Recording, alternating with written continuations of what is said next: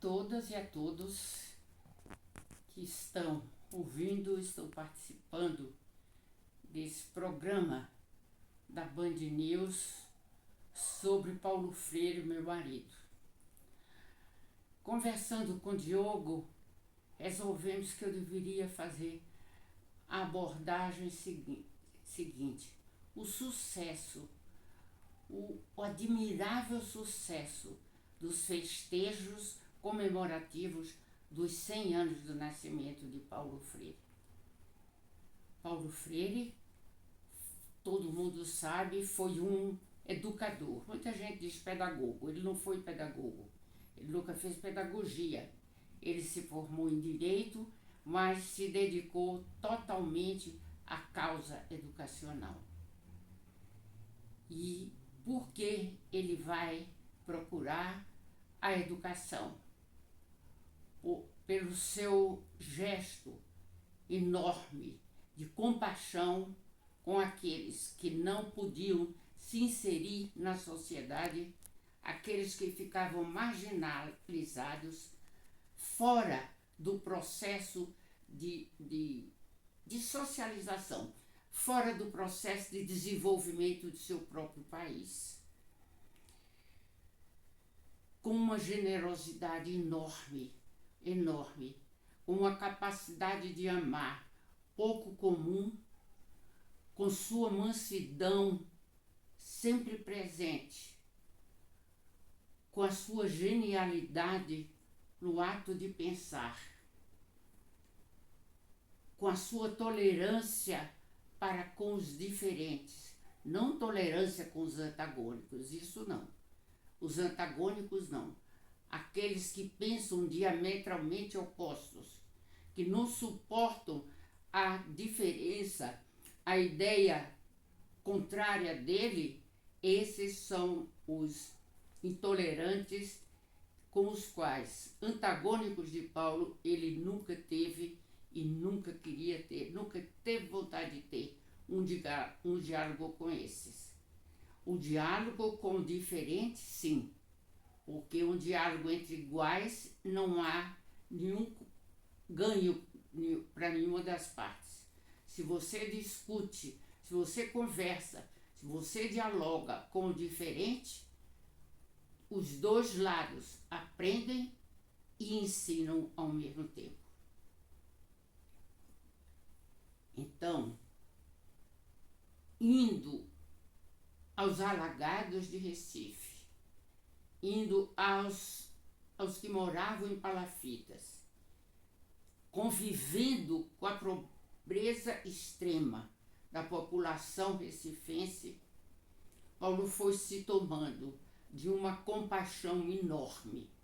E ele vai e procura saber a razão de ser, porque tanta gente vivendo em condições absolutamente miseráveis, misturado com ratos e caranguejos, tendo apenas o caranguejo para comer. Por que? Ele se pergunta. Paulo tinha essa preocupação. As coisas têm sempre um porquê. E a gente vai à substantividade do problema. A gente discute o problema quando a gente pergunta por quê, a favor de quê, a favor de quem, contra quem. E essas perguntas mostraram a Paulo que era a luta de classes, o tratamento injusto, a diferença social entre os mais ricos e os mais pobres que determinavam essa vida de submissão, de espoliamento, de não serem tratados como gente. E Paulo, compadecido com esses, sabendo, e por quê? Ele vai dizer, por quê? Porque esses eram analfabetos. Então, por isso, querendo ajudar a sair da condição de submissão e de opressão, a primeira coisa seria alfabetizar. Por isso, Paulo caminha pelo caminho da alfabetização para chegar à justiça social. Com isso, Paulo foi cada dia mais sendo merecidamente valorizado, estudado e lido. Paulo foi se tornando um ícone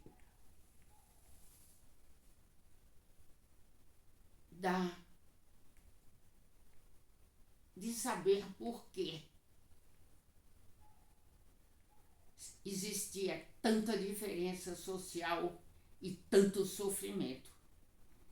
Então, tudo isso foi lhe dando um valor muito grande na sociedade. A sociedade brasileira, depois a sociedade mundial, foi se enchendo de ambição, foi se enchendo de preocupação e de necessidade de conhecer a obra de Paulo, cada vez mais se encantando com o que ele dizia, com o que ele se associava, com o que ele lutava para sermos uma sociedade verdadeiramente democrática. Então essa era a grande preocupação de Paulo.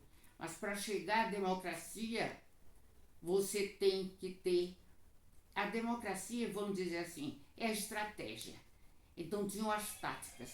As táticas eram que as pessoas tivessem as mesmas oportunidades, que as pessoas tivessem as mesmas possibilidades de lutar por uma vida melhor.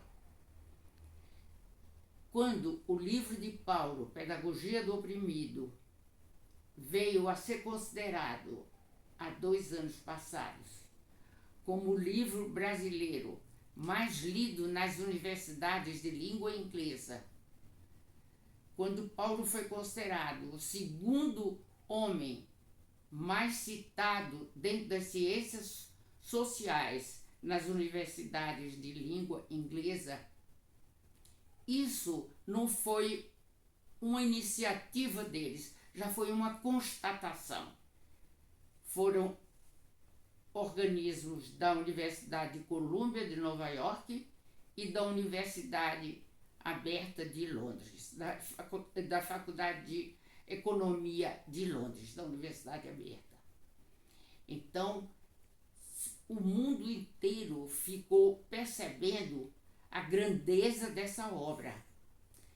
E começa a existir no mundo, infelizmente, os governos autoritários, quase totalitários. O Brasil ficou invadido por um novo fascismo, por um novo nazismo. Não sabemos nem diferenciar o que esse atual governo faz e prega para com os seus cidadãos. Os cidadãos vão perdendo dia a dia os direitos adquiridos desde os anos 1930 no governo Getúlio Vargas. Isso é uma situação calamitosa. Isso é uma situação de crueldade máxima. É de um egoísmo genocida. É de um egoísmo que só as pessoas que não pensam, que não sabem respeitar os outros como seres humanos, são capazes de praticar.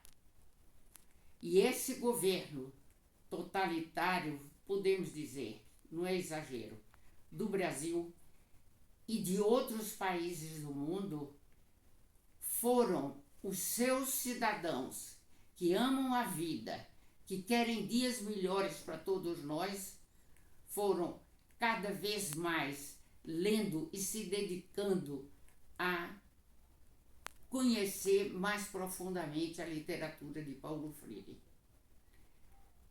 Com isso, cresceu muito, muito o entusiasmo, o encantamento, a valorização de tudo o que Paulo escreveu e disse no mundo.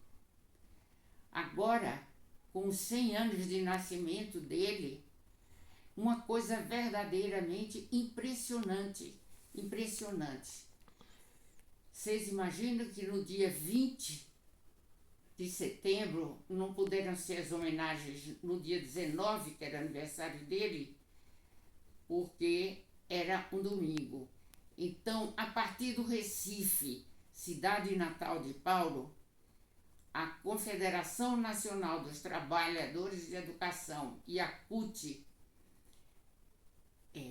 programaram uma atividade e foi convocando pessoas e países e entidades.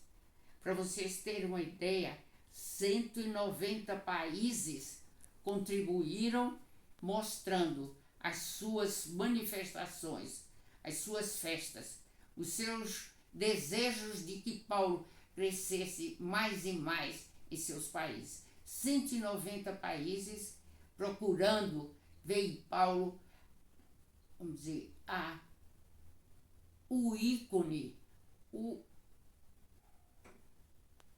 a pessoa que compôs uma teoria que poderia fazer frente a essa perversidade que está tomando conta do mundo.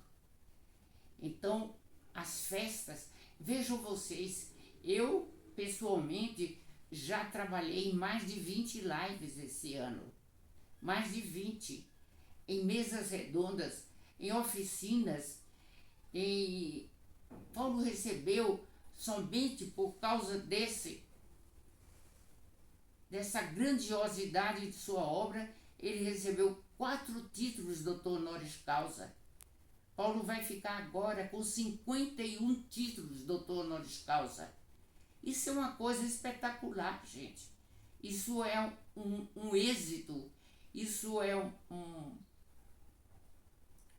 um prêmio talvez jamais visto aqui no Brasil. Eu creio que ninguém tem esses títulos todos. E quiçá no mundo. Então, o mundo está voltado e está esse mês de setembro. Tem programações até dezembro, eu tenho programações até dezembro para engrandecer a obra de Paulo Freire. Eu tenho um orgulho enorme como esposa dele, como contribuidora de alguns momentos na sua vida de intelectual para o qual contribuir, que ele seja hoje considerado em termos de poder intelectual, poder de amar, o poder de se dedicar ao outro, o poder de transformar a sociedade, o homem mais importante do mundo. Não, eu acho que isso não é exagero. São inúmeras e inúmeras as manifestações que têm ocorrido, que estão ocorrendo e que vão ocorrer no decorrer ainda até dezembro. A Universidade do Recife, onde Paulo ensinou, a Universidade Federal de Pernambuco, chamava Universidade do Recife, eu conversei com a reitoria pedindo que se imprimisse um livro que eu chamo de Relatos Afetivos Científicos de Paulo Freire nos 100 anos de seu nascimento, para que isso não fique disperso, solto, e que daqui a alguns anos não saibamos o que se fez por esse homem ímpar em sua bondade, em sua fidelidade e em sua generosidade para com toda a humanidade. É isso que eu quero, que eu desejo. Paulo Freire, ele não vai ser esquecido. É impossível Paulo ser esquecido. Se dizia que Paulo era o educador do século XX e agora, no século XXI, ele está se mostrando ainda maior, ainda, vamos cometer um erro aqui em português, mais grande. Paulo é hoje a pessoa, o homem, o intelectual mais genial que já apareceu em nossa história da sociedade brasileira e do mundo. E é isso que o povo de todo o mundo está reconhecendo, a sua grandeza e a sua inteireza. Muito obrigada.